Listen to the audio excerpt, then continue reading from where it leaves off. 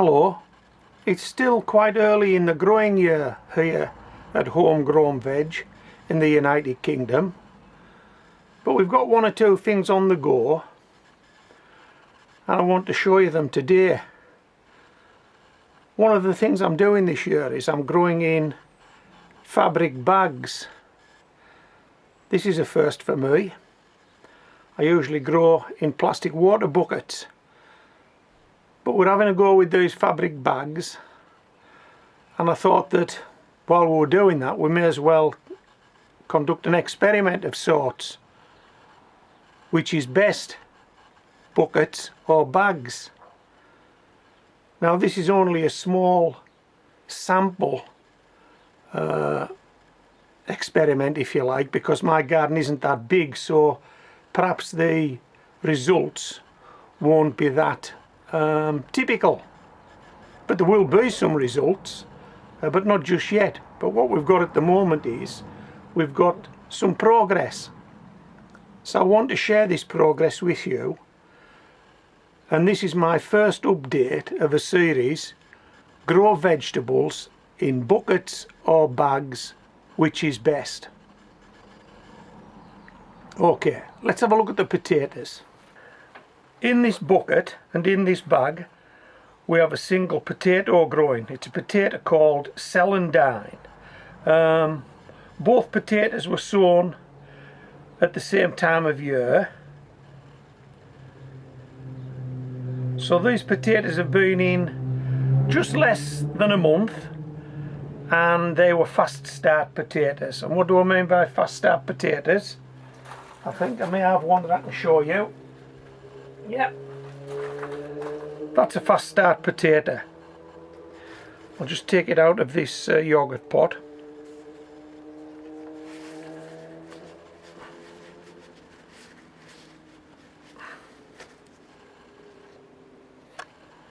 Yeah, that's a fast start potato. You can see the potato there. So it's got roots and it's got shoots. It meant that I could grow potatoes early in the year, indoors, in these yogurt pots, when other people simply had potatoes in egg boxes and cartons sitting on windowsills. I was growing potatoes, and these potatoes are plants of them being transplanted up into these buckets and bags. Well, we've often said at Homegrown Veg, it isn't what's on top that matters, it's what's underneath when you're growing vegetables, root crops. But you'd have to say this potato in this bag is significantly further on than this potato in the plastic bucket, than this potato in the water bucket. But it's early days yet. This isn't the result, but we're on our way to a result, aren't we? And you'd have to say that the fibre bags are looking the better of the two so far on this particular single experiment. Right, let's get some more potatoes up onto this bench. What have we got here? Let's have a look. This is Piccolo Star. Both potatoes planted at the same time. The mix in the bucket and the mix in the bag is identical. It's a rustic mix that I made up that comprises various parts of soil, coir, seaweed and leaves, forest bark and wood chip, and it's been fired up with some potato fertiliser. Again, the bag seems to be doing better than the bucket.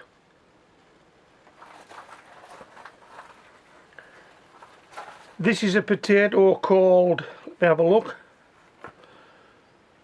Jazzy. Jazz is a set-aside shop-bought potato. In fact, the two that you've just looked at are both set-aside shop-bought potatoes. I think this is about even Stevens. There's not much in it, is there? The buckets tend to be slightly taller, so the potato plant has further to go to break the surface. The bags are wider at the bottom than the buckets, but they both contain roughly the same amount of mix, which is about 10 litres. These are some shallots. I've got a couple that have fired away in this bucket, one that's fired away in the bag, but there's not a great deal between those just at the moment.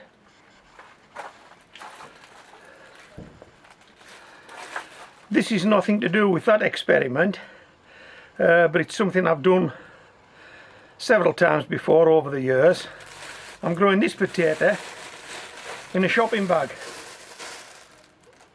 Have you seen my videos on that? If you want to know the reason why I do this and want to see an outcome, just search on grow potatoes in shopping bags. You get the answer. So that's a potato grown in a shopping bag. These are some parsnips I've got growing on. Just 4 in the bucket, 4 in the bag. There are 1 or 2 slugs sneak into the greenhouse, and they've actually seen off quite a few of the carrots that I'd grown as part of this experiment in buckets and bags. So I may have to re-sow those buckets and bags, or I may even start again with the carrots. But the parsnips look as though they're about level pegging, don't they? These are some onions that I've popped in the buckets and bags, just 4 in each. This is a variety called Walla Walla. I've never grown these before. This is a first for me. They don't look much at the moment, but they've only been in these containers for about a week.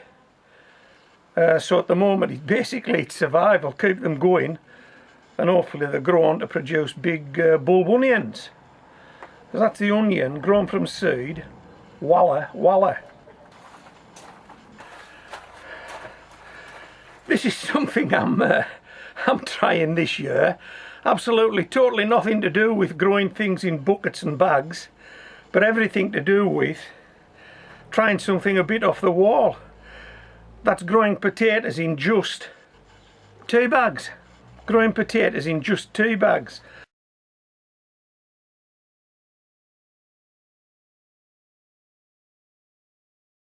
So the potato that went in here. It was a fast start potato. Now, if I just remove a few of these tea bags.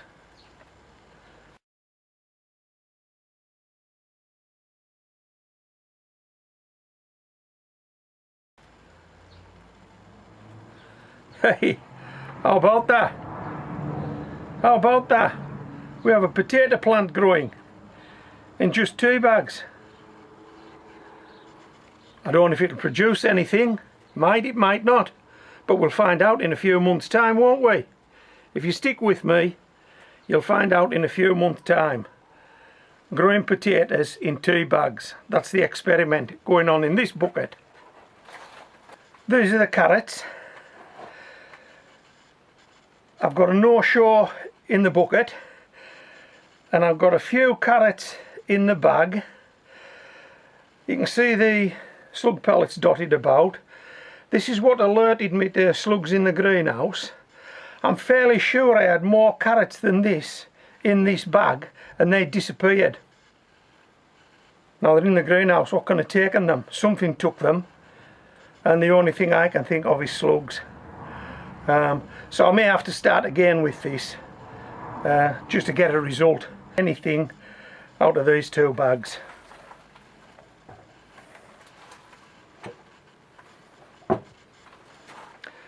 These are the beetroot, again germinated indoors and moved into these buckets and bags as germinated seeds. They're looking okay. We're happy with those, provided the slugs don't bother them, and we keep them going. Yeah, we're happy with the beetroot so far. Last one. This is some garlic I've got going. This went in the autumn of last year, so it's grown through winter. It's outside now, but every time we get a big strong cold wind, I usually bring them back in here because there's still room. Clearly once we get into the late spring and early summer and tomatoes come in here, these will have to stand outside full time, but that's not a problem with garlic, is it? It'll stand the cold okay. It's just that I don't like to see vegetables getting battered by the wind. If I can get them out of the wind, I'll get them out of the wind. If I can't, well, they'll just have to do the best. Okay, so I hope you've enjoyed this video. I do regular updates, so there will be quite a few more updates on this, and hopefully at the end of the experiment, what I'm hoping to do is turn out a bucket of vegetables and a bag of vegetables and make a comparison. So I'd like to think at some time in this growing year, I'm taking some garlic out of a bucket, I'm taking some garlic out of a bag, and we'll do a comparison, and we'll see if one is better than the other, and that follows through for all the other vegetables that you've seen today. I'm also planning on doing this with leeks, which I haven't got far enough on yet to go into the buckets and bags. I'm going to do it with cucumbers, hopefully, and I'm going to do it with courgettes or zucchini, depending on which side of the pond you're on. Okay, so I hope you've enjoyed this video. Stick with it, and hopefully we'll get some winners across the finish line later on in the growing year. This is Homegrown Veg, signing out.